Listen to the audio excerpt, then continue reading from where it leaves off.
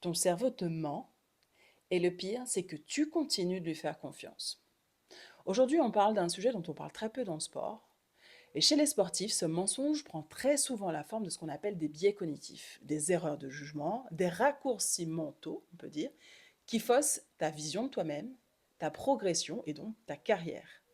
On a recensé environ 200 biais cognitifs dans le monde. Aujourd'hui, on va aborder que trois qui, bien sûr, sabotent la carrière du sportif. Le premier, par exemple, le biais de confirmation. Allez, on va commencer par celui-là. Tu cherches par exemple à valider tout ce que tu crois déjà.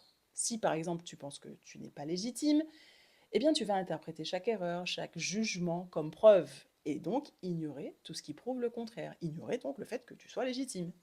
En deux, le biais de négativité. Tu retiens plus facilement tes défaites que tes victoires. Ton cerveau retient un échec bien plus fort que 10 progrès.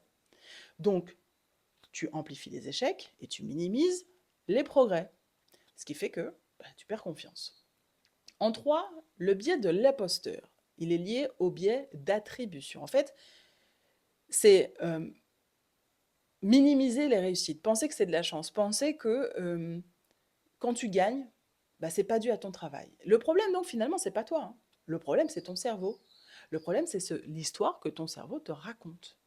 Et c'est pour ça que c'est important de se faire accompagner. Parce qu'un regard extérieur, un avis extérieur, ça change tout. Il t'apporte ce que ton mental ne peut pas t'apporter, c'est-à-dire le recul, la lucidité.